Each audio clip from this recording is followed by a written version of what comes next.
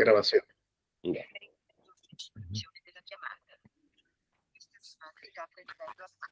Sí, muy buenas tardes, muy buenas noches, muy buenos días, dependiendo del parte del mundo estén viendo este video en este momento. Mi nombre es Enrique Marquioro, coordinador de las actividades didácticas del proyecto Astrodidacta en Venezuela.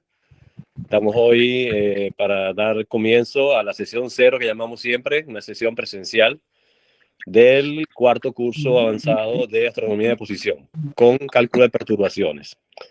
El que nos sigue hace tiempo ya habrá podido ver que en nuestro canal de YouTube, por si acaso quieren revisarlo, están presentes los cursos 1, 2 y 3, donde la complejidad va en aumento en base a los conocimientos aplicados. Realmente incentivamos a que hagan ese curso porque la verdad que se aclaran muchas cosas y muchas dudas referente a lo que a veces es un misterio, que es la mecánica celeste, pero realmente con software hecho en Venezuela y con una didáctica específica y especial del profesor Iván Machín, pueden entender muchas cosas que probablemente de otra manera serían, digamos, muy complicadas de captar. La verdad que les damos la bienvenida a esta reunión. Hoy este programa también será grabado y será puesto en el canal de YouTube, por supuesto, para que lo puedan ver la cantidad de veces que necesiten. Este curso, además de esta sesión 0, tiene 7 niveles, 7 clases. 5 son de la explicación de la metodología, y los últimos 2 son un proyecto y un trabajo de investigación que tienen que realizar los que quieran obtener el nivel o un diploma como certificado de aprobación del curso, porque participar es una cosa y aprobar es otra. Entonces, el profesor Iván Machín es un amigo de hace muchísimos años, no digo cuánto, pero se nos nota en el pelo cuántos años son. Realmente le puedo decir que conozco a Iván Machín de los años 80 aproximadamente, y lo he traído al grupo realmente porque su conocimiento de la mecánica celeste es muy amplio, y encima lo he despertado un poco de su anestesia que tenía, estaba un poquito anestesiado de la astronomía, y ha vuelto con nosotros con un gran potencial y un gran trabajo realizado. Podemos decirle con gran seguridad que el software utilizado aquí, y podrán verlo también en los cursos 1, 2 y 3, es totalmente hecho en Venezuela, de manera de que eso le da un valor agregado muy interesante. Iván, en los primeros encuentros de astronomía, presentaba trabajos muy interesantes sobre las distancias mínimas que podían asteroides o cuerpos menores tener con la Tierra. Cuánto podían acercarse, qué distancias, en qué momento. Y ese era un cálculo de papel y lápiz y mucho pulso. O sea, había que hacer cálculos y cuentas, HP 32 y bueno, muchos cálculos, muchas cuentas en su momento realmente muy complejo, que ahora, por supuesto, el software actual, las aplicaciones y el Excel y una cantidad de cosas nos facilitan enormemente.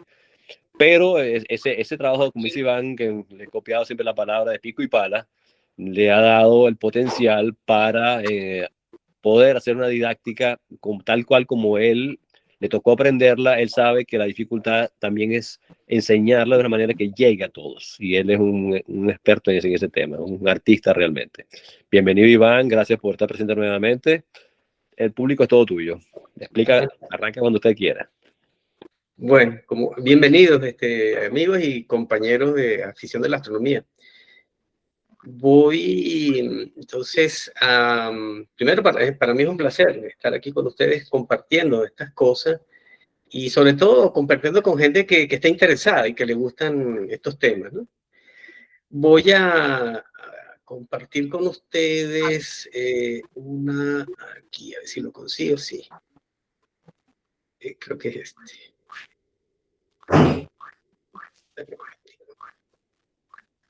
Sí, es este. Compartir. Exacto. Ok.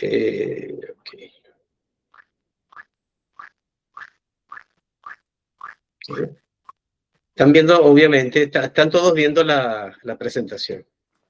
Sí, sí. Ok, entonces fíjense. Bueno, entonces lo que llaman la sesión 0, que es una sesión donde yo lo que voy a hacer es como explicarle la estructura del curso, esencialmente, y la filosofía, pues, que está dentro del problema de la introducción al curso, a la parte de las perturbaciones gravitacionales en la astronomía de posición. O sea, ¿qué significa esa cosa que se llama perturbaciones gravitacionales? Y eso voy a tratar de explicarlo hoy, ¿no? Y esencialmente, entonces, el contenido, pues, de lo que vamos a ver hoy, básicamente es la revisión de los 4 niveles del curso de Astronomía de Posición, someramente. Vamos a revisar la filosofía del curso del nivel 4 de Astronomía en Posición, que es el presente curso. Vamos a explicar un poquito el uso de la IA para la generación del programa AstroTrack. Una de las novedades de este curso es que uno de los grandes problemas es que hay ecuaciones diferenciales y deben ser resueltas esas ecuaciones diferenciales, ¿no? Esas ecuaciones diferenciales son las ecuaciones de movimiento de Newton. La resolución de eso no es trivial. ¿Ves?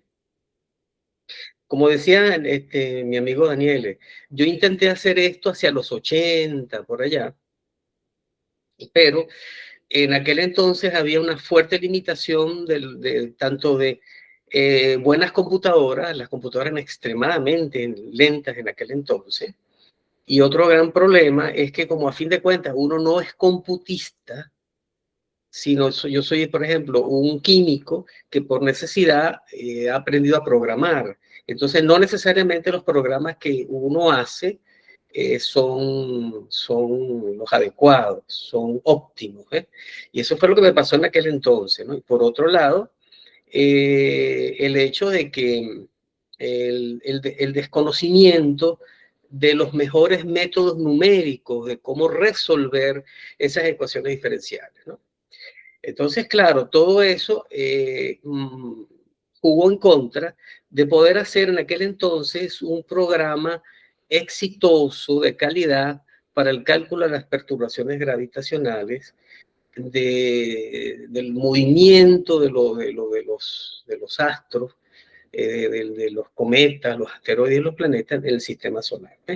Entonces, resulta que con el advenimiento de la IA, resulta que uno de las maravillas, pues yo diría que una de las grandes maravillas del siglo XXI es el hecho de que uno puede decirle a él, uno le plantea las ecuaciones diferenciales a la IA y entonces uno le pide, mira, yo necesito un programa, un código en Fortran o en Visual Basic, ¿correcto? En Python. Entonces, de este programa quiero que uses un método numérico Runge-Kutta, quinto orden, y lo más maravilloso de todo es que él toma esas ecuaciones diferenciales y genera el código para resolver esas ecuaciones diferenciales, y eso es uno de los grandes advenimientos y que a mí me ha abierto enormemente las puertas. Entonces, en suma y resumen, resulta que los programas que yo les voy a mostrar en este curso, que es el programa Astro 3, Fortran, fue creado por la IA usando un método de Runge-Kutta de quinto orden. Créanme que programar fórmulas de Runge-Kutta de quinto orden es una pesadilla, ¿no?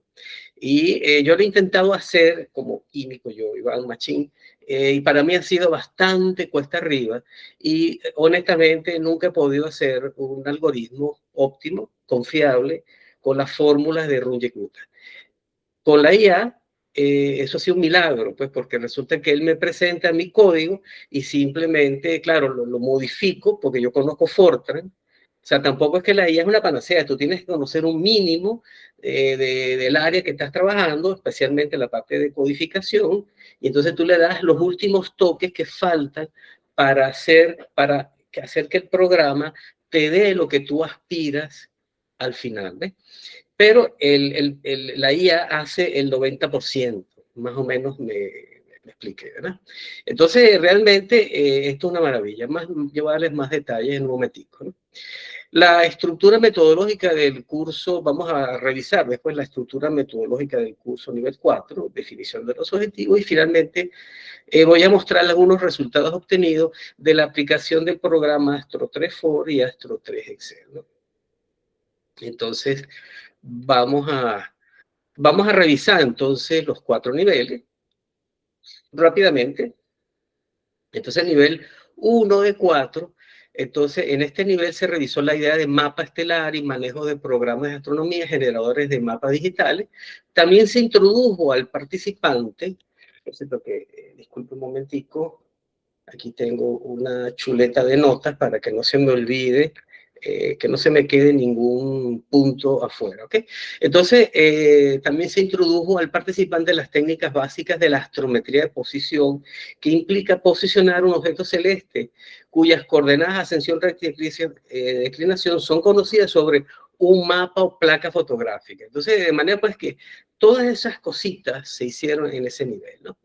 Importante fue que también yo les enseñé a manejar un buscador de estrella digital y por supuesto que yo les di para reforzar el curso, un programa que yo hice que se llama Tour por los cielos nocturnos. En el nivel 2 se revisó la metodología y ecuaciones fundamentales para el cálculo de un objeto celeste cuyos elementos de órbita son conocidos. Estas ecuaciones fueron resumidas de manera ordenada, pedagógica, en un libro de Excel denominado Astro 1 Excel. Entonces, en suma y resumen, yo lo que hice fue primero mostrarle las ecuaciones que hay para calcular la posición de un objeto celeste, dado el conocimiento de sus elementos de órbita. Esas ecuaciones después las metí dentro de una hoja Excel para que el usuario pudiera ver cuáles son esas ecuaciones y ver al lado entonces el cálculo numérico.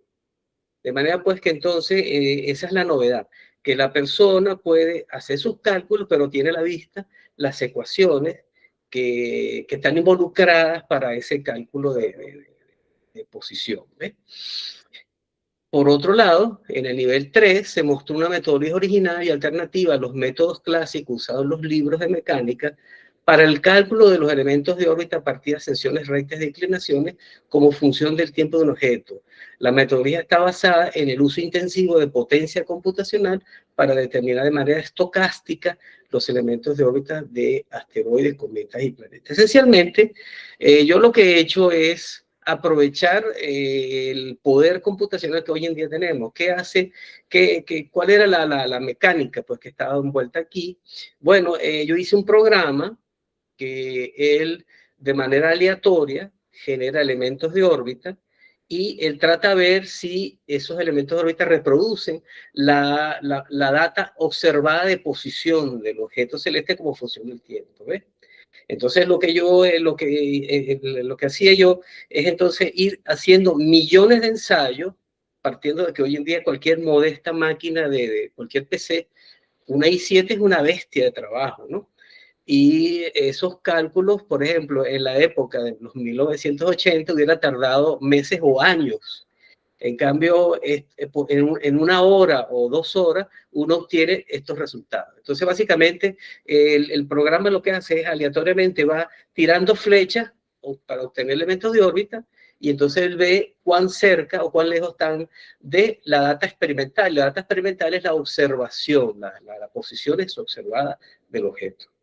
Y entonces, a lo último, las pequeñas imperfecciones que tienen esos elementos de órbita, uno lo mete dentro del programa Astro 1 Excel, y él lo que hace a través de esta maravillosa herramienta, el Solver, él termina de perfeccionar, de iterar, entonces, para obtener esos elementos de órbita con más precisión. ¿Ves? Entonces, y así obtienes entonces tus elementos de órbita. Y pudimos obtener... Más o menos, ¿te acuerdas cuál era tu error en los primeros cálculos sin las perturbaciones? ¿De cuánto hablábamos? Ajá. Bueno, pero fíjate, déjame llegar hasta ese punto. Okay, Y okay. se va a hacer evidente, Daniel, cuando veamos los resultados en el último ítem de la que vamos a ver hoy. Okay. Ahí te respondo esa pregunta. Aquí el hecho es que, por ejemplo, yo aquí obtenía, en este caso, desviaciones de que podían llegar a segundos de arco entre la ascensión recta y declinación calculadas usando estos programas versus la ascensión recta y declinación observada. ¿Me expliqué, Daniel? Tal vez eso es lo que tú me querías preguntar. Correcto, correcto, eso más o menos. ¿Ves? Entonces, bueno, fíjense, y podíamos ir perfeccionándolo, pero es una cuestión ya de continuar haciendo los cálculos un lapso de tiempo más largo para aumentar la posibilidad de conseguir los mejores elementos de órbita, ¿no? O sea que este es un programa que eventualmente uno puede obtener mucha precisión para calcular los elementos de órbita. ¿Ves? Y finalmente el nivel 4, pues entonces aquí se plantean las ecuaciones diferenciales del movimiento orbital de Newton, tanto para el caso no perturbado como para el caso perturbado en los planetas del sistema solar, ¿no? Básicamente, ¿qué es lo que es aquí? Aquí lo que pasa es que es como el nivel 2. Podemos calcular, pero fíjense que está implícito cuando uno calcula posiciones de objetos celestes a partir de los elementos de órbita, es que uno asume que no hay perturbaciones gravitacionales. ¿Van entendiendo? Pero ¿qué pasa? Que en el sistema solar hay planetas.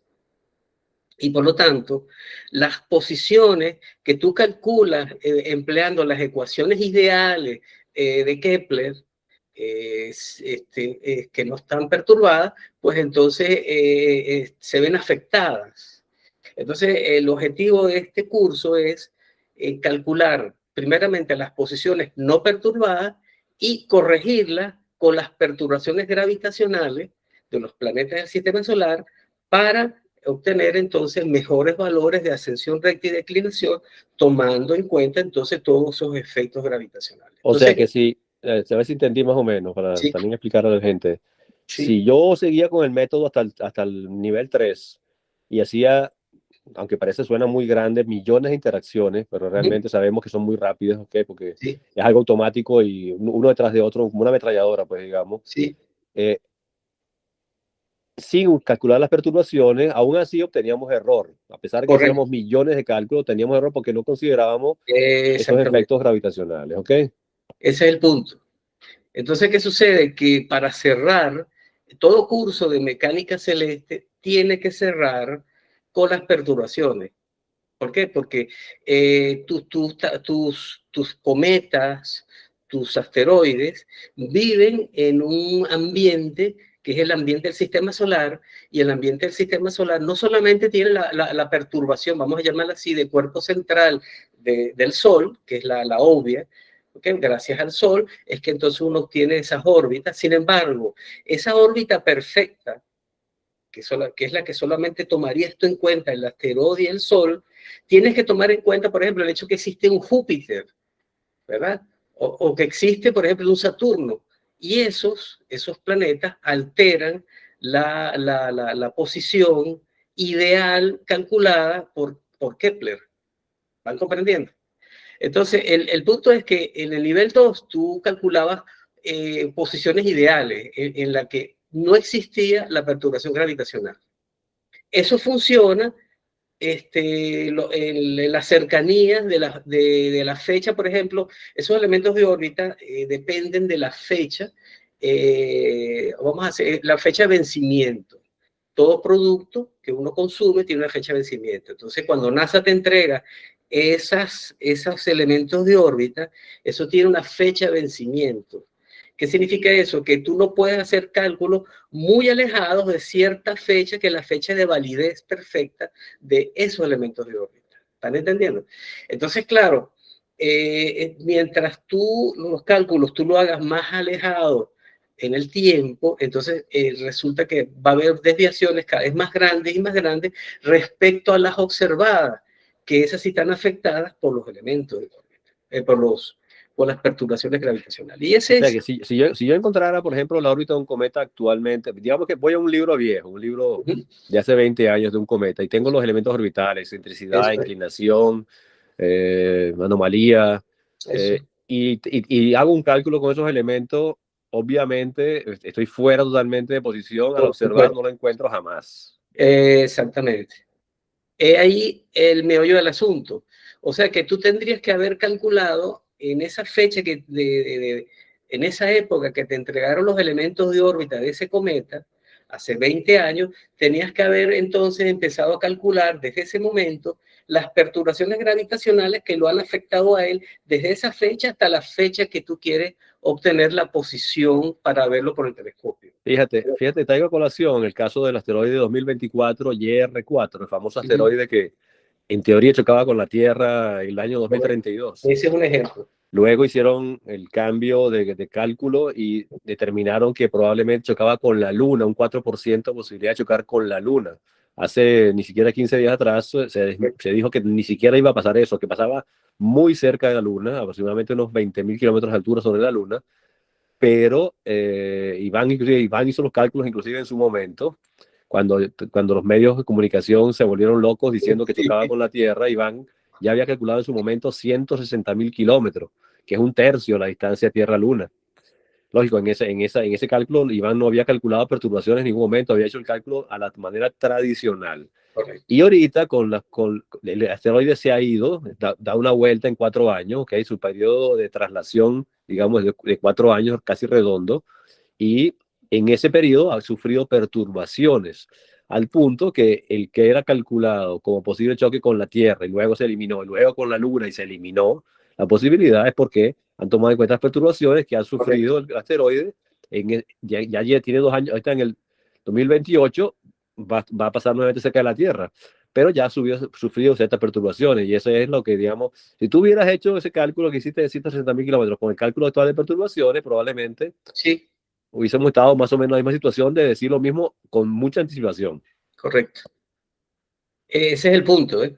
Entonces, claro, para poder cerrar, o sea, una persona que estudie mecánica celeste tiene que hacer lo mismo que hemos hecho en este curso. Empezar nivel 1, el nivel 1, o sea, saber manejar mapas, saber calibrar placas fotográficas, saber describir constelaciones. Nivel 2, ser capaz de calcular posiciones a partir de elementos de órbita. El nivel 3, dadas las posiciones, calcular los elementos de órbita, y tiene que cerrar forzosamente con un curso como este, tomar en cuenta las perturbaciones gravitacionales para cerrar un ciclo de la formación de un calculista, de un astrónomo o afición a la astronomía de cálculo. Esa es la idea general, pues, de todo lo que es el curso de astronomía en posición. Bien,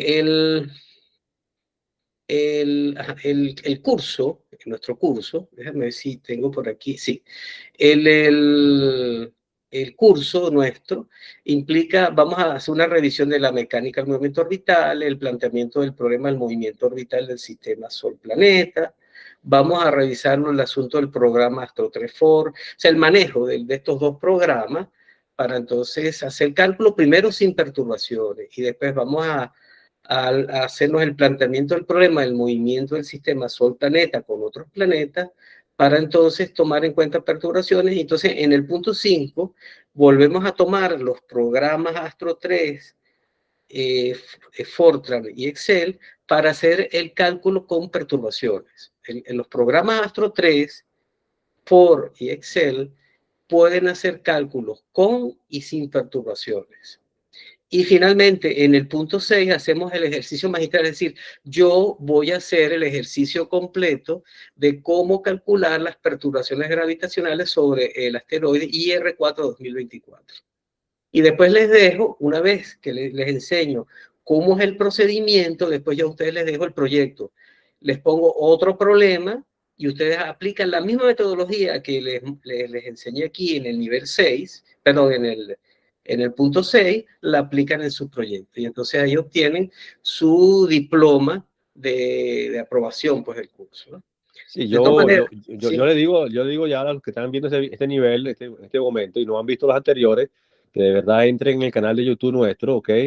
Escriben astrodidacta.venezuela en el buscador de YouTube y tendrán acceso a nuestro canal. Y ahí verán la carpeta de los cursos de Iván Machín. Aconsejamos abiertamente y verdaderamente háganlo. Arranquen desde el nivel 1 con calma. Nosotros republicaremos este año, ya le dije a Iván que republicaremos nuevamente día por día los diferentes niveles para que las personas que lo hayan perdido en su momento lo puedan volver a visualizar, ya que tenemos nuevos socios en Astrodidacta. pero de verdad que el que ya ha llegado aquí y ve este video de repente se asusta o no entiende lo que estamos hablando, pero si uno hace un poco de escuela, obviamente todos hemos pasado por la escuela y Claro, sabemos lo que es hacer el primer grado, segundo grado, tercer sí, grado, es el orden lógico de las cosas, así que claro. aconsejamos lo hagan Sí. encarecidamente. Otra cosa importante que le debes decir, Daniel, es que las personas que participan en estos cursos o quieren revisar los cursos anteriores tienen acceso a los programas. Eso es interesante en no perderlo de vista, ¿no? Porque, Exacto, correcto. Gracias por decirlo. Si sí, todos estos cursos tienen unos anexos, unos adjuntos, ¿ok? Que son inclusive material impreso, unos libros, ¿ok? Y el software para poder utilizarlo, que es lo más interesante. La verdad que el buscador de Skywatch es interesantísimo, todo el uso que tiene. Además, el trabajo es muy amplio. No solamente es oír a alguien que habla y explica cosas, sino realmente es poder interactuar con lo que él dice y probar ejemplos diferentes, inclusive, que es lo más importante. así es. Bien, entonces, permítame, la filosofía del curso nivel 4 Astronomía Posición, lo vamos a ver ahorita. La filosofía, bueno, entonces, ustedes tienen acá lo que nos dieron, lo que el conocimiento básico, pues, de los cursos, de nuestros cursos de física, y aquí están las tres leyes de Newton. La primera ley, fuerza igual a masa por aceleración, la segunda ley, acción-reacción, y la tercera ley, inercia, ¿no? Y el fuerza igual a masa por aceleración es la base, pues, para entender esencialmente la mecánica en todos sus términos, ¿no? Y entonces es interesante que yo les explique que hay gente que me pregunta a mí, ¿qué aportó Galileo? Que la gente no entiende que fue que él escribió unos libros de filosofía y tal. Entonces, parece increíble, pero pienso que una de las fallas de la educación básica es el hecho de que no se ha explicado que Galileo fue el primero que aplicó las leyes científicas para el entendimiento de todos los fenómenos mecánicos. Ejemplos de fenómenos mecánicos: caída de cuerpo libre, caída por un plano inclinado, etcétera, etcétera. El famoso péndulo, todos esos problemas los volvió a estudiar Galileo, pero en una visión científica, creando una ley científica para cada particular problema de mecánica. Y entonces, al final, él generó una masa de leyes particulares para cada fenómeno mecánico. ¿Y qué hace Newton? Newton, realmente es una mente portentosa que fue Newton. Es difícil explicar el poder de esa mente.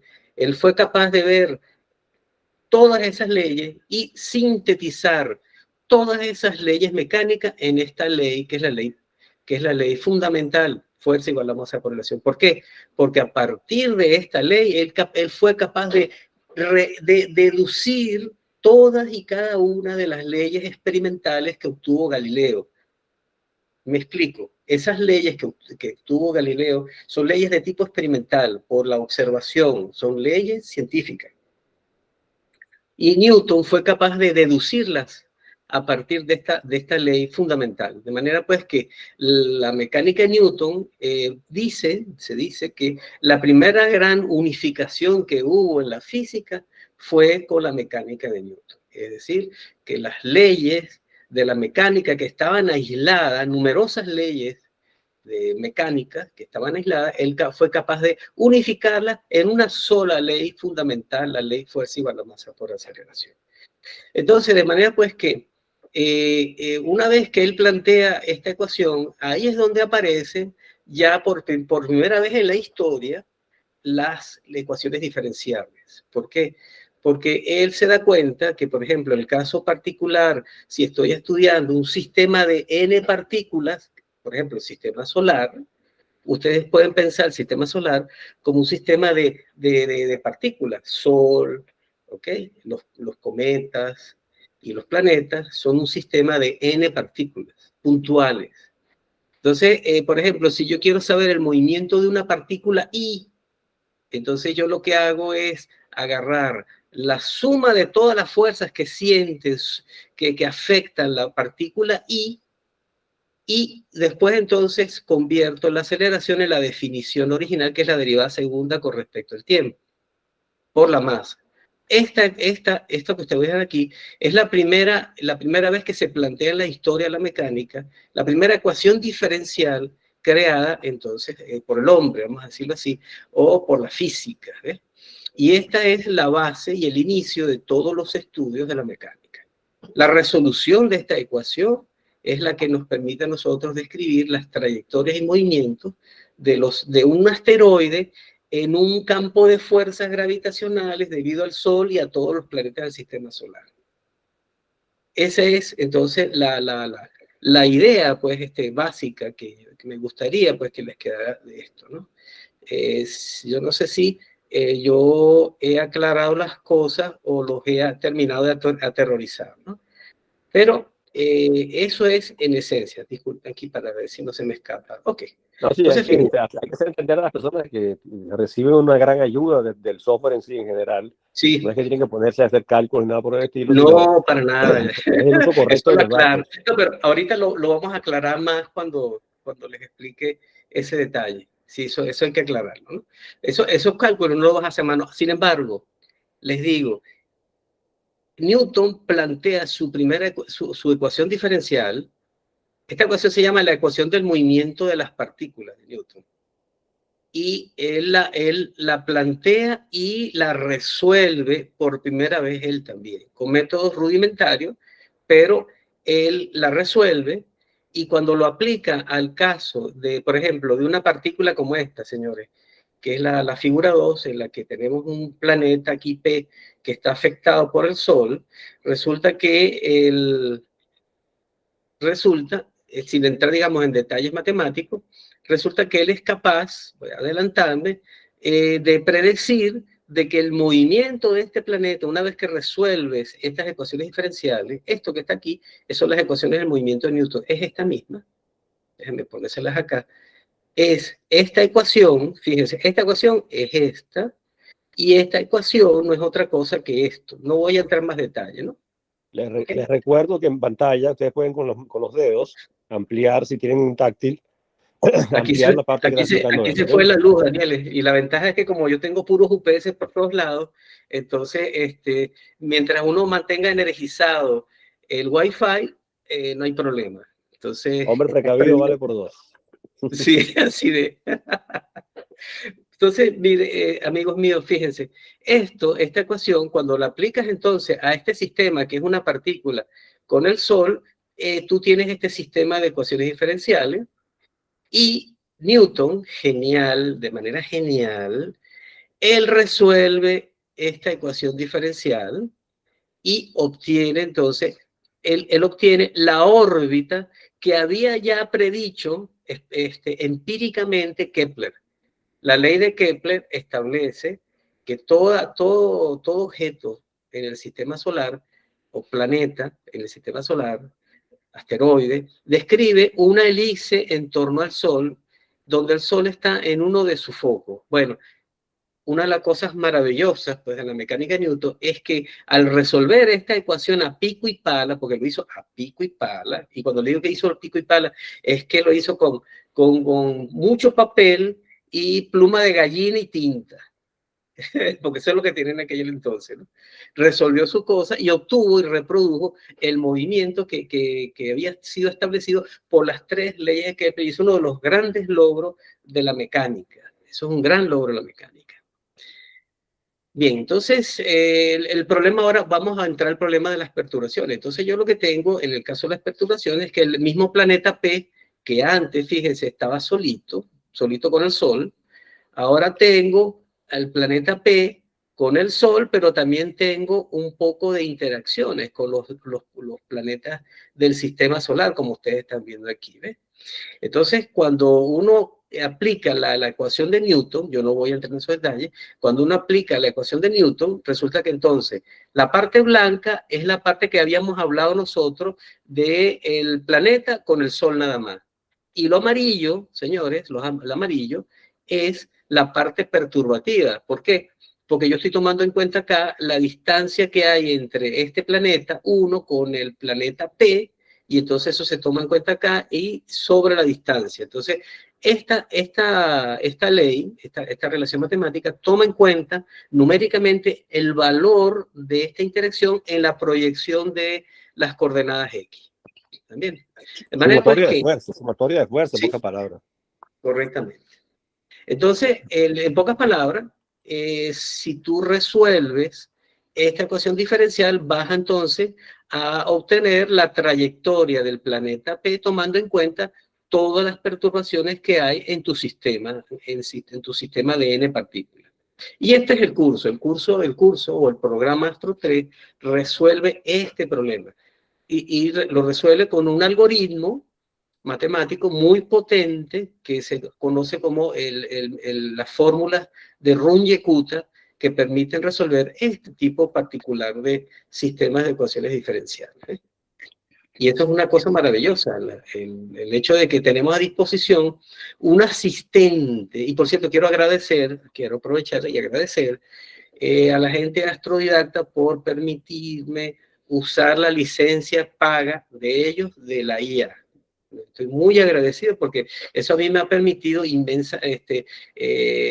poder resolver estos problemas, porque con una IA ¿cómo se llama? No paga, ella no te plantea ni resuelve este tipo de problemas. ¿Okay? Explica un poco qué problemas tuviste. ¿Te acuerdas? Todos los inconvenientes, los resultados fallidos. Para llorar, ¿verdad? Sí. Bueno, el pobre Daniel es mi paño de lágrimas, ¿no? Porque resulta ser de que cuando voy resolviendo estos problemas, por supuesto que empiezo por darme cuenta de que tienes que usar, hay la fórmula de primer orden de Runge-Kutta, que no da resultados buenos, la segunda que no da resultados buenos, entonces por ensayo y error tú te ves obligado a llegar a la más potente de todas las fórmulas, hay más, pero la más potente y que está disponible por la IA y que la IA es capaz de obtenerla es quinto orden. Otro problema horrible que tuve es el hecho de que uno necesita, señores, la posición inicial de todas y cada una de las partículas antes de arrancar a resolver problemas. Eso se llama la condición de contorno. O sea, para tú resolver una ecuación diferencial, tú tienes que empezar sabiendo cuáles son las condiciones iniciales en este caso, las condiciones iniciales, ¿cuáles son? La posición y la velocidad inicial de todas y cada una de las partículas del sistema que estás estudiando. Entonces, una de las cosas que me pasó a mí desconcertante, es una anécdota, que resulta que en los libros no están tabuladas la fórmula, aunque ustedes lo crean, la fórmula para calcular la velocidad de una partícula en coordenadas cartesianas. Eso no está disponible. Pues. Entonces yo, inocentemente, voy y le planteo a la ecuación, a la IA, que me resuelva el problema. Así, mira, IA, por favor, dame esa ecuación, pues. Entonces ella me da algo que al final, pues, no funciona. Y resulta entonces, fíjense, que uno tiene que tener cuidado. ¿Por qué? Porque la IA no es una panacea. Y eso nos reíamos Daniel y yo. Resulta que yo le obligaba y le decía, mira, yo quiero, o sea, yo le puse la papita pelada, yo tengo este problema.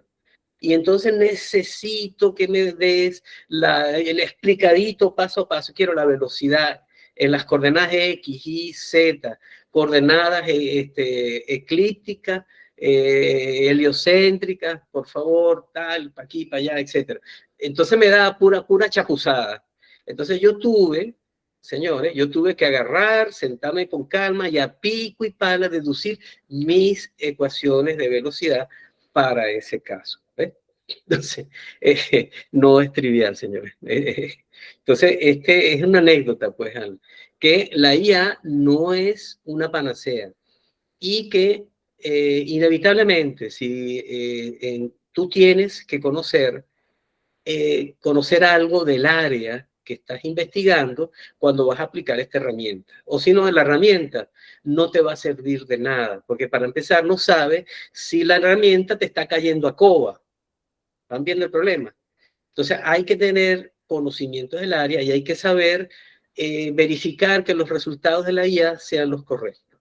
Entonces, eso se llama plantear lo que llaman problemas ejemplo, de los que tú sabes el resultado y entonces puedes verificar que la IA, verificar que los resultados de la IA sean correctos. Y entonces tener una seguridad que cuando le vas a plantear el problema más complejo, entonces ese resultado es razonablemente bueno, ¿no? Entonces, yo creo que con eso es tu pregunta, ¿verdad, Daniel? Sí, correcto, porque inclusive intentamos poner a la IA a dudar de su propio resultado, o sea, ponerla, mira, No, lo que ella tú no me tiene diste, duda. lo que tú me diste no funciona, está mal, o sea, analízate tú mismo porque está equivocado lo que también estás No, diciendo. ella no se corrige, ella te vuelve a plantear otra vez las mismas cosas de otra manera, pero al final nos encontramos en un loop. Exacto. No pudimos resolver, tuvimos que deducirla a pico y pala, y por eso que una de los logros de este trabajo que yo he hecho, este trabajo, es el hecho de que hay, entonces, en la hoja Excel, ahí están deducidas las ecuaciones para calcular la velocidad inicial en coordenadas cartesianas, eclípticas, heliocéntricas, del posicionamiento de un planeta en un instante dado. Fíjense, el trabajo de Iván, ustedes lo van a resolver con un clic, dos clics, tres clics, cuando él le Exacto. llevó horas de trabajo, Sí, semanas de trabajo. sí, señor, Si lo, semanas, es la palabra, meses. sí, se hubiese podido llevar inclusive años en otro trabajo si no fuera por la computación actual que acelera el proceso. O sea, Sí, fíjense ustedes que o sea, estamos inclusive siendo un curso tan avanzado, dando herramientas simples y sencillas realmente de poner en práctica. Lo importante es entender que no es la complejidad del sistema, sino entenderlo. Hay gente que no entiende el día y la noche, que es algo muy aparentemente simple, pero tiene sus complejidades, ¿entiendes? Y esto es igual, o sea, esto es un problema muy complejo como final, porque le ha llevado siglos inclusive a la historia de la astronomía de posición, llegar a resolverlo, y ahora con un clic tú lo podrás hacer sí, tranquilamente. O sea, eso es interesante. sí, una maravilla. Los avances de la tecnología han sido brutales. Bueno, aquí el uso de la IA para la generación del programa Astro 3 vamos a ver algunas anécdotas. Como yo les estaba diciendo, resulta que en los tiempos en que yo empecé a hacer estos estudios de perturbaciones, entonces no había computadoras poderosas. Inclusive yo tenía mis conocimientos muy limitados en los métodos numéricos, ¿no? Por esa misma razón eso fue un desastre. Así que aquí está, por cierto, esta muchachita, yo no tengo nada que ver con esta muchachita, ¿no? Yo soy, lo único que lo único que les doy es este viejito, pues, pero no tengo nada que ver con la muchachita, ¿ok? Bueno, resulta que, bueno, en ese entonces casi me pongo a llorar porque no, estas cosas se escaparon de mis posibilidades. Entonces, bueno, con la IA estos problemas fueron resueltos. Entonces, mis agradecimientos a la gente de Astrodidacta y también la gente de Ion Minerals, que también me han permitido el uso de su IA para entonces resolver muchos los problemas. Ya mis relaciones con la gente de Ion ya han finiquitado, entonces ahorita mis relaciones ahora con la gente de Astrodidacta, y entonces por ello es que yo he usado de manera intensiva su IA y estoy bastante agradecido porque eso para mí ha sido un advenimiento y un avance en mi profesión como científico, el poder entonces ser capaz de resolver estos tipos de problemas. Con respecto a si la IA es bueno, la IA, les digo una cosa, hay mucho mito y mucha fantasía en torno a IA. La IA es simplemente una herramienta de trabajo y más nada, eso es todo lo que es la IA. Es una base de datos inteligentísima porque te permite interactuar de manera muy eficiente con el usuario en un lenguaje casi humano, y eso digamos que es la IA, ¿no? Y es una herramienta, pues, y hay que verla solo como una simple herramienta. Eso sí, la IA no es una panacea. donde vayas a aplicar tu IA, tienes que tener al menos un conocimiento, sobre todo en los problemas científicos, ¿ok? En los problemas científicos, tú tienes que conocer un mínimo del área en la que estás trabajando. Bien. Esto es simplemente esto es llover sobre lo mojado. Aquí están las ecuaciones diferenciales, entonces, no perturbadas. Aquí tenemos entonces RSP es la distancia Sol al objeto y P entonces la distancia Sol al planeta. ¿Okay? Voy a hacer mención de un ejemplo gráfico para que ustedes tengan una idea. Ustedes recuerdan esa imagen, que no tengo aquí a la mano para compartir en este momento, de aquella malla de goma cuadriculada, de la goma elástica, digamos, que poníamos una esfera que representaba el sol en el centro y se curvaba. Pues la bola, lógicamente, hacía que la alfombra de goma se hundiera, ¿verdad? Y ustedes veían cómo esas líneas, que antes eran una cuadriculada perfecta, se distorsionaban, ¿ok? Eso es lo que llamábamos pozos de gravitación, realmente, ¿ok? Sí. Entonces, todo cuerpo que pase cerca de esos pozos, obviamente, cae en él como si fuera un hueco, en pocas palabras, ¿ok? En el espacio, ¿ok? Y eso fue parte del trabajo de Einstein, que hizo con su trabajo de hacer que la masa deforma el espacio, ¿ok? Ajá. Pero la masa en estos casos para nosotros es importante porque es la que determina cómo el espacio alrededor de él, cuando un asteroide se acerca mucho a la Tierra o un cometa, sin chocar, no pasa simplemente fácilmente, sino cae dentro de ese pozo gravitacional y sufre pequeñas variaciones y distorsiones. Pues entonces ahí es donde entra en juego el trabajo de Iván. Bueno, vamos entonces, para no seguir, digamos, ok, bueno, entonces el programa Astro 3 pretende y resuelve este problema, las ecuaciones diferenciales. Yo quisiera ir un poquito más directo y no atorrollarlos con las ecuaciones. Ok. La estructura metodológica del curso nivel 4 simplemente aquí okay, permítanme buscar acá las anotaciones que tengo. Aquí. Entonces, básicamente, ustedes van a manejar archivos, ¿ok? Entonces, básicamente tenemos dos aplicaciones, ¿ok? Que se complementan. Una de las aplicaciones está dentro del directorio Astro 3.4, aquí, ¿ves? Que es este ejecutable, que no es otra cosa que el programa en Fortran, pero en forma de ejecutable. Entonces, si ustedes tienen acá el input, que son los datos estos que están acá, que son todas y cada una de los parámetros que controlan, digamos, las condiciones iniciales del asteroide, aquí está estudiándose Apophis, pues entonces una vez que le haces doble clic aquí, él lee este archivo y entrega los resultados acá, ¿no? Entonces, por otro lado, hay una hoja Excel cuyo el objetivo de esta hoja Excel es darle el cálculo, o sea, ella calcula las condiciones iniciales, es decir, la posición y las velocidades iniciales del asteroide que tú se las vas a dar aquí al programa Astro 1, Astro 3, 4. Entonces, de manera pues que son dos programas que se complementan. Un programa entonces te permite calcular las condiciones iniciales y el otro programa, una vez que le das las condiciones iniciales, resuelve el problema. Eso es, en esencia, sin atorrollarlos con tantos problemas y posterior, estos resultados que se guardan acá, en los resultados 1, 2 y 3, se toman, específicamente, toma este archivito, que es el archivito que controla, que genera la tabla de posición y distancia objeto-tierra, este que está aquí, estos parámetros, entonces es una tabla larga, tú lo pasteas por aquí y entonces obtienes esto que están ustedes viendo es la evolución de la distancia del objeto tierra como función del número de días de la simulación, señores. Y entonces lo morado, déjenme hacer una ampliación, perdón, lo naranja es lo que calcula el programa Astro 3.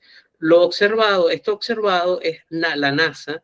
NASA nos facilita las posiciones observadas, o sea, la distancia observada objeto Tierra de ese asteroide. Y finalmente Astro 1, ¿qué hace Astro 1? Astro 1 es un programa que ya lo vimos en el nivel 2, y él hace los cálculos de la distancia objeto-tierra sin tomar en cuenta las perturbaciones. Entonces, de manera pues que yo de manera pedagógica lo que he hecho es tabular las tres cosas: sin perturbaciones, Astro 1, con perturbaciones y observadas, que lo da la NASA, que son los puntos amarillos, y la parte, las curvas en rojo, es el resultado del programa. Entonces, fíjense que hay una buena coincidencia, excepto, fíjense que cuando, por ejemplo, en el caso de este asteroide, cuando los asteroides se acercan demasiado a la Tierra, entonces mi programa, a diferencia de NASA, por supuesto, mi programa entonces no calcula bien la evolución futura de esa distancia objeto-tierra. ¿Por qué?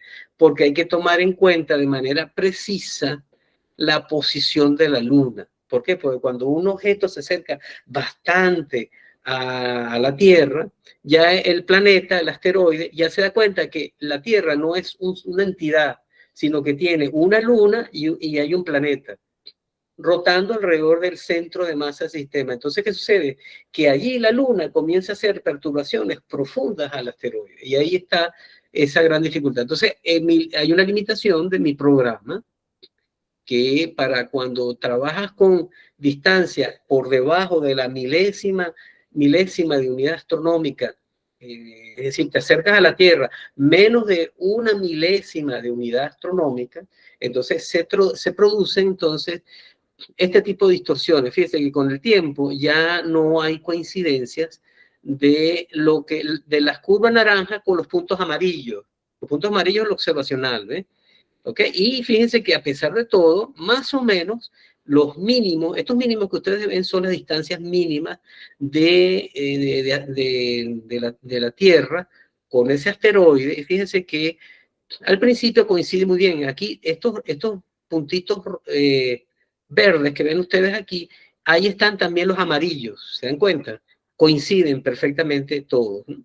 Pero después de este punto crítico aquí, que es de acercamiento, ya entonces se comienza a ver discrepancia entre los mínimos naranja con los puntitos amarillos.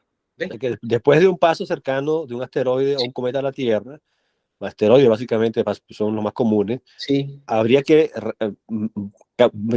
observarlo nuevamente, hacer todas las posiciones, medir las nuevas posiciones con la mayor precisión posible para hacer nuevos elementos de órbita para el sí, siguiente periodo. sí.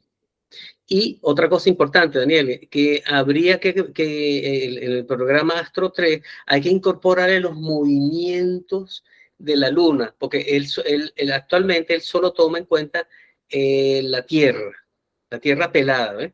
Pero no toma en cuenta la Luna.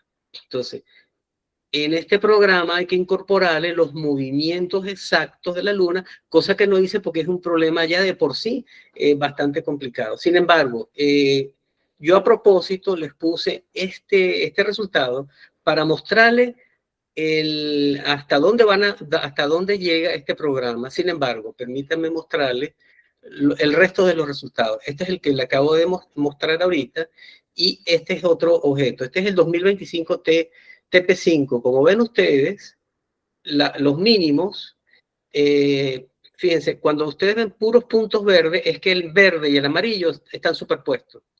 Entonces, fíjense lo cerca que están los mínimos que predice Astro 3 con los puntos observacionales, estos que están acá, que se ven bastante bien. Obsérvense también otro detalle, que cuando tú tienes demasiados días en el futuro, comienza a haber entonces discrepancia, como yo he señalado aquí, entre lo que se calcula y lo que se observa. ¿Por qué? Porque ya a largos espacios de tiempo tú tendrías que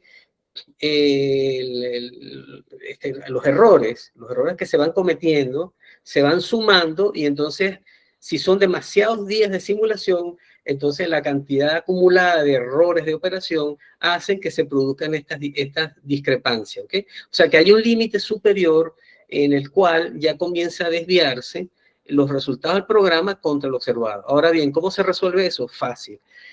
Se reducen los intervalos de integración, pero claro, se multiplica enormemente los tiempos de computación. Pero resulta que con intervalos de integración pequeños, estas cosas vuelven a ser bastante cercanas, ¿ves? Ese es otro detallito que yo quería mencionarles esta noche para que se lleven una idea de cómo funciona el programa. Aquí tenemos otro ejemplo, fíjense. Esto que ustedes ven son lo mismo. Aquí tenemos Astro 3, que es la curva en verde, y aquí tenemos entonces, este es la 43, aquí este punto amarillito es el resultado Astro 1 que está superpuesto con el observado, ¿ok? Aquí tenemos entonces este marroncito, fíjense lo bien que coincide, ¿no? La curva con este punto observacional para una simulación que está entre 2.500 y 3.000 días. Okay, estos son días de simulación, señores. Entonces aquí está como 2.700 días de simulación. Entonces fíjense que coincide muy bien los resultados del programa con este. Y básicamente por el hecho de que estamos tomando, ¿cómo se llama esto? En cuenta, bueno, todos las observaciones, los cálculos y las perturbaciones, ¿no? Otro detalle, este es el 2017 AG13, este es otro asteroide. Nuevamente, aquí es evidente la excelente concordancia que hay entre los mínimos que muestra Astro 3 con los observados. ¿Okay? Acuérdense, si solo ven punticos verdes, están ahí los amarillos y los verdes. Están viendo, ¿no? Entonces, fíjense la excelente concordancia. Entonces, es interesante mostrarles que el 2017 AG13 no tiene, digamos, una distancia mínima crítica, es decir, que está prácticamente encima de la órbita de la Tierra, sino que está a una distancia razonablemente, o sea, por encima del milésimo de unidad astronómica, y cuando eso ocurre, los resultados del programa son bastante buenos. ¿Ves? Aquí hay otro ejemplo, entonces, donde hay una excelente concordancia entre los mínimos del programa con el parámetro, con O sea, allí visualizamos varios pasos del asteroide cerca de la Tierra. Sí. Aquí estamos observando, por ejemplo, ¿qué estamos observando aquí? Cuando ustedes en un mínimo, es que para este número de días, vamos a suponer que es 0, se presenta un mínimo. Después aquí hay de 0, vamos a suponer que estos son 2, 4, 6, 8, 10. Para este caso, 2, 4, para 400 días se producen dos mínimos, y ¿se dan cuenta? Y después entonces para 900, esto es más, para 1900 días, fíjense para acá, 1900 días, entonces tenemos otro mínimo, ¿se dan cuenta? Después hay otra serie de mínimos que no los reporta NASA, ¿por qué? Porque ellos no reportan distancias mínimas que son poco interesantes, ¿no? Para los efectos de ellos. A ellos les interesa, ellos tabulan distancias mínimas observadas después de cierto de cota, de cierta cota inferior. ¿Por qué? Porque para ellos se hace interesante, ¿no? Sí, los NEO, los Near Earth Objects, que son de alto riesgo para la Tierra, si sobrepasan los 7 millones de kilómetros, ellos no los consideran riesgosos. Correcto. Entonces, los pueden calcular, pero no los meten en las listas. No hace falta meterlos en las listas. Pues. Exactamente. Que es el caso aquí, Daniel, ¿eh? Por ejemplo, aquí el NASA no reporta los acercamientos para este conjunto de días. No es interesante para ellos. Pero fíjate, a partir de esta cota ya comienzan a ser entonces tabulados las distancias mínimas observadas. Ese asteroide que está allí en cada paso se ha ido acercando cada vez más. La distancia mínima ha sido cada vez más cercana a la Tierra. Exactamente. Aquí tenemos un mínimo interesante a 1800 días, pues, a partir de esta observación.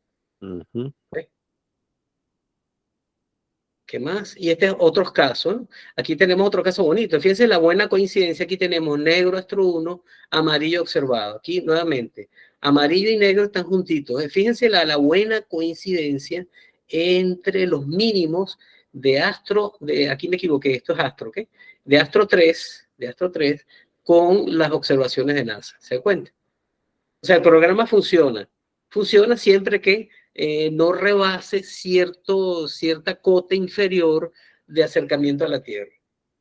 Bueno, con esta lámina entonces yo terminé mi seminario y muchísimas gracias y también por su paciencia, porque los llené, seguro que hay mucha ecuación acá, espero que no se me hayan indigestado. Sí, de por sí, David Portillo quería ver las ecuaciones. Tranquilo que las vas a ver en su momento, las vas a ver Sí. en el curso. A partir de el próximo martes, los días martes y jueves, ustedes van a encontrar en el canal de Astrodidacta, en Información Astrodidacta, en el primer canal que tenemos nosotros allí, el link para el video de YouTube del primer video será el próximo martes. Después el jueves el segundo, después el otro martes el tercero, y así hasta los siete videos, digamos.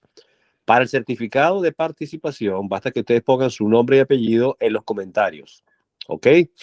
Y luego nos contactan para el email de forma que podamos enviar el certificado. Si hacen el curso 5 y 6, la clase quinta y sexta, perdón, sexta y séptima, ustedes tendrán derecho también, no resuelven el ejercicio, lo envían a nosotros, a nuestro email, después les indicaremos cómo, Iván lo revisa y él les dirá y me dirá, mira, aprobó el curso, aún inclusive yo puedo certificar que Iván ha aprobado cursos de personas que no han hecho la tarea perfectamente al 100%, pero que Claro. se han esforzado en realizar Ese los es el punto. cálculos Eso es lo que realmente y han obtenido resultados, aunque erróneos, pero se han esforzado para tratar han seguido la metodología.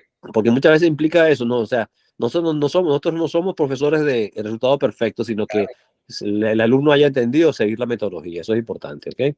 Entonces, o sea, ya saben, martes y jueves, a partir del próximo martes, tienen ya el primer link del primer curso del primer nivel, de este nivel, ¿ok? Bueno, ¿qué te puedo decir? ¿Hay preguntas?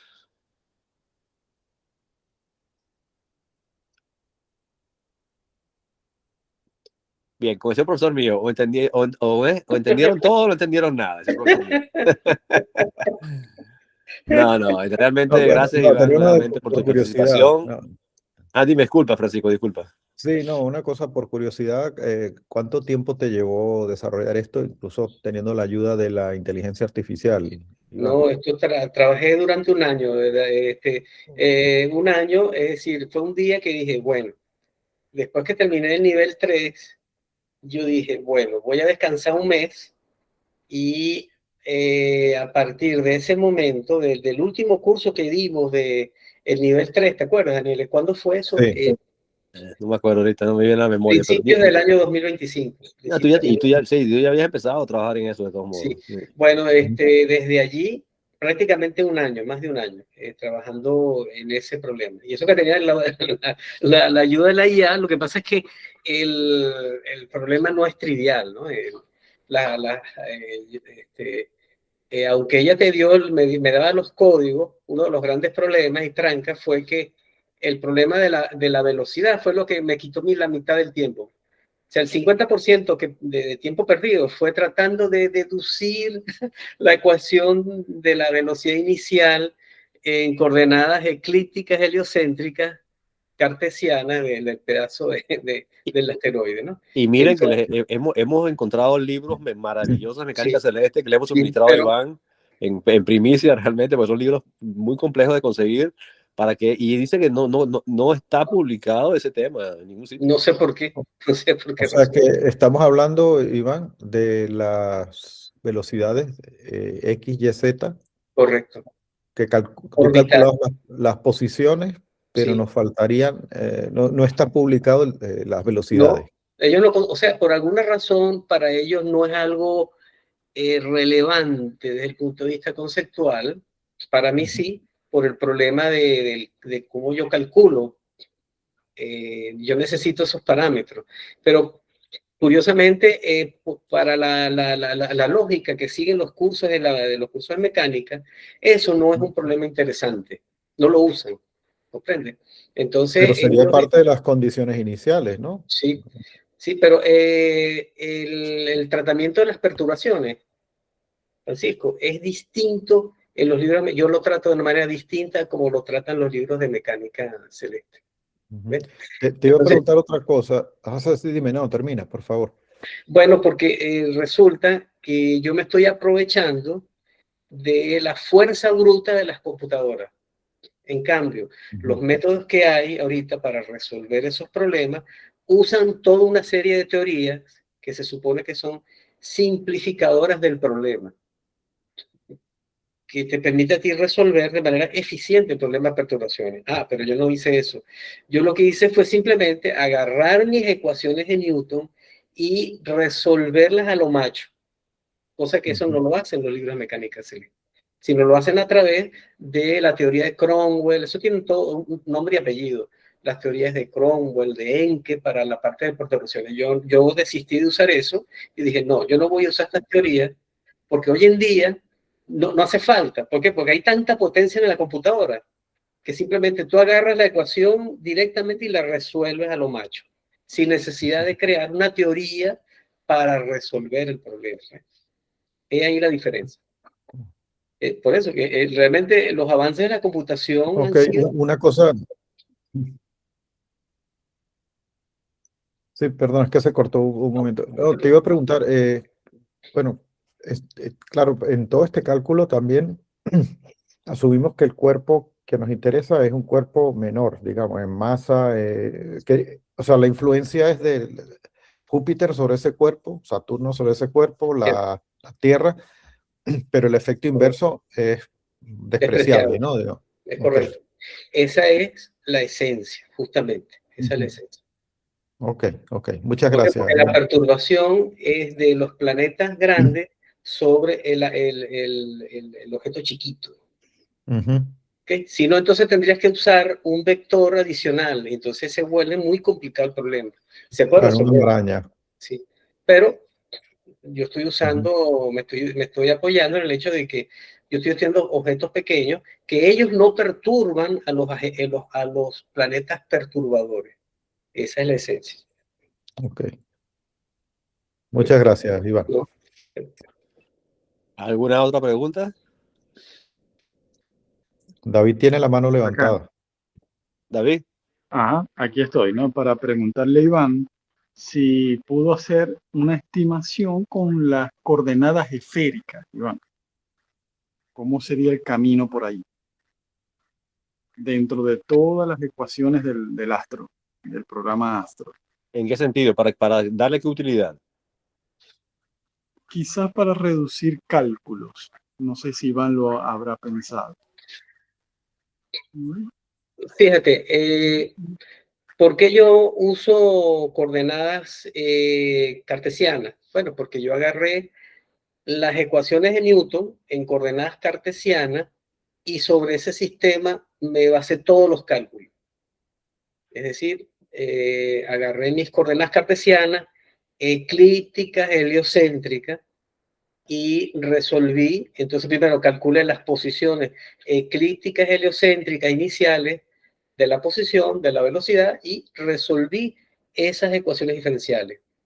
Ahora, en coordenadas polares, significa, fíjate, ese problema ha sido resuelto, ¿no? La pregunta tuya, David, está correcta, fíjate. Gracias por la pregunta. Si tú agarras un libro de mecánica como el Maciuski o otro cualquier libro de mecánica, es cómo resuelven las ecuaciones de Newton. Esa es la parte genial, ¿no? Porque resulta que los genios que vinieron después de Newton, esos grandes maestros de la mecánica post-Newton, Laplace y esos grandes genios, ellos hicieron algo genial.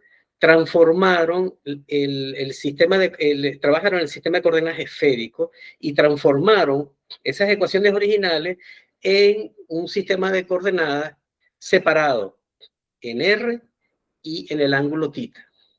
Y eso está hecho, eso es clásico. Y se resuelve ese problema. Eso se llama las ecuaciones, la resolución en coordenadas polares. Pero yo no hice eso. Yo simplemente dije, bueno, mira, yo no voy a usar una teoría. Yo voy a agarrar mis ecuaciones directamente en coordenadas cartesianas y las resuelvo directamente, sin necesidad de crear teoría, de hacer transformaciones de coordenadas. ¿Por qué esa gente genial? Ellos sabían lo que estaban haciendo. Ellos sabían que en esa época, hace 200, 300 años, resolver como yo estoy resolviendo ahorita las ecuaciones era imposible. Entonces, de manera genial, ellos convirtieron esas ecuaciones diferenciales complicadas en dos ecuaciones diferenciales sencillas de resolver. una en función de la posición del radiovector R y la otra en función de θ y la otra en phi, por supuesto. 3 ecuaciones sencillitas que se resuelven bien, pero eso sí, el desarrollo de eso es un capítulo entero de la mecánica clásica. Eso está bien estudiado. Pero no, yo no hice eso, ¿eh? Yo lo que agarré, mis ecuaciones diferenciales, las resuelvo directamente. ¿Por qué? Bueno, porque a diferencia de esos grandes, esa gente genial, yo tengo una computadora. Tenemos fuerza bruta computadora. Entonces yo las resuelvo directamente en su forma cartesiana. ¿Me expliqué, David? Sí, correcto, fuerte y claro. Pero no, eso que tú dices es correcto. Es como se hace en los libros de mecánica clásica, justamente. Transformas los sistemas cartesianos de cartesianos a polares. Eso es lo que se hace. Y claro, se vuelve un problema. Claro, eso sí, tienes que fajarte páginas y páginas si tú revisas, seguramente lo habrán hecho algunos de ustedes. Si ustedes se revisan las soluciones de las ecuaciones de Newton para el movimiento orbital, eso es páginas y páginas de transformación de las coordenadas a la generación entonces de un sistema de 3 ecuaciones diferenciales sencillitas de resolver. No es trivial. Es un capítulo entero de la mecánica clásica. Pero yo no, yo lo que hice, en lugar de hacer eso, simplemente resolví mi problema y me ahorré todo ese poco de páginas de, de, de resolución de ese problema. Y aún es peor, si tú, por ejemplo, ahora quieres hacer el problema perturbativo, bueno, entonces está el método de Encke, que es un rollo, o sea, es una metodología, el método de Cronwell, que es otra metodología bien establecida para resolverla. Y todos llevan al mismo resultado, todos llevan al mismo resultado. Sí, sí. Los resultados que ellos dan coinciden con los observados, por supuesto. La diferencia es que yo no lo hago. O sea, yo me ahorro ese poco de hoja para simplemente resolver el problema directamente. O sea, yo no voy a hacer eso. Yo voy a agarrar mi computadora y las pongo a resolver con un método de Ruye-Kutta. Es lo que queremos realmente hacer aquí. Lo hicimos desde el principio. De hecho, decidí usar los planetarios, los simuladores, Stellarium, Skywatch. Sí. Es para resolverle la vida a la gente. Sí. No es para darle más problemas. O sea, después cuando salgan al cielo, el simulador es natural. Entonces ya, pero por lo menos ya lo han visto en práctica, saben lo que están viendo y lo que están buscando. En ese caso es lo mismo. O sea, sí, la que queremos darle son herramientas para que sea más fácil. Ya después sí, el sistema el sistema entenderlo es complejo. Daniel, las herramientas del siglo XXI, ya esos problemas, señores, yo les digo, esas teorías son geniales, pero han quedado en el pasado. Ya el problema del siglo, ya hoy en día, esos son problemas que han quedado en los libros de texto. Ya en la práctica, esos problemas se resuelven así como lo estamos haciendo nosotros, buscando las herramientas del siglo XXI. Bueno, te agradecemos realmente todo ese esfuerzo, porque la verdad que un año plasmado en 7 lecciones no es fácil. Aparte la edición gráfica, que es muy buena, la parte de montar el audio, el video, todo, o sea, seguir paso a paso y llegarle didácticamente a las personas. Entonces, la verdad que gracias, Iván, nuevamente por tu presencia hoy, por este año y pico que tenemos ya trabajando en esto, con muchos resultados realmente positivos. Lógicamente, sabíamos que cada vez la gente es como un filtro, digamos, ¿no? Sí. Pero sí, pienso que con el relanzamiento de los cursos nuevamente vamos a tener otros adeptos más. Sí. Es bonito, sobre todo el trabajo con placa fotográfica, cuando uno gasta como Francisco es astrofotógrafo, él simplemente pone el puntico, el cursor y le dice todo. Entonces, ese trabajo es muy bonito, muy fácil, pero ¿cómo llegamos hasta ahí? Bueno, él sabe cómo llegamos hasta ahí porque él arrancó a 14 años, 15 años y no llegó aquí nada más de buenas a primeras. Lo mismo lo que hizo Iván. Trabajo de 200 años, él lo simplificó con una forma más fácil de hacer las cosas, pues, simplemente. Es que realmente, bueno, en el caso mío, ¿por qué se hace este curso? Bueno, era una ambición personal, o sea, yo tenía que quemar mis propias etapas que comenzaron allá cuando éramos más jóvenes, que comencé allí con el viejito Tobías. y entonces quedé prendado, y entonces entonces a partir de allí, bueno, fue un proceso que se paró por problemas técnicos, pero años después, décadas después, lo pude enfrentar de nuevo. O sea, realmente yo he cerrado, independientemente de todo, yo he cerrado un ciclo, ¿no? Como profesional, como aficionado a la astronomía, pero básicamente como profesional. Yo aprovecho justamente para recordar a dos grandes de la astronomía de cálculo, Tobías Arias, nuestro querido Tobías Arias, fallecido lamentablemente, y una persona que le he perdido la pista, Carlos Gil, de Carabobo, de la Asociación Carabobeña de Astronomía, que se fue a Estados Unidos y tengo meses que no sé nada de él, lamentablemente. Pero fueron grandes personas que aportaron mucho a la astronomía posicional en Venezuela, realmente de todo tipo, realmente. Y nos queda el Iván, que está dando todavía bastante guerra. Sí. Estoy contento. Bueno, les agradezco su presencia a todos ustedes aquí hoy, a los que están viendo el video en YouTube. Gracias nuevamente. Voten por el video, inscríbanse en el canal. Realmente hace falta para nosotros ese apoyo. Y los esperamos con nuevos cursos que dará Astrodidacta en este año. Tenemos planificado un curso de eclipses, ya lo anuncio, no tenemos aún fecha, pero un curso de eclipses. La parte teórica, por supuesto, y por supuesto la parte donde explicaremos cómo hacer fotografía, la parte técnica, digamos, observacional. Entonces, Astrodidacta no para en el ámbito y en el deseo de hacer crecer la astronomía en Venezuela. Estamos ya a poco de lanzar la Red Venezolana de Astronomía de forma oficial, con estatutos, con todo, y el encuentro de astronomía, por supuesto que este año será en Barquisimeto. Ya la revista Astrodidacta podrán ir leyendo los boletines del comité organizador. Así que prepárense, Iván y yo tenemos un trabajo justamente que vamos a presentar sobre justamente asteroides. El 2024 YR4, un caso muy interesante, muy especial, un trabajo el asteroide de Marras. El asteroide de Marras. Hecho en Venezuela, sí señor. Bueno amigos, se les saluda, se les quiere. Gracias por su asistencia. Gracias. Cuídense. Puedes parar la grabación, Iván, cuando quieras. Listo.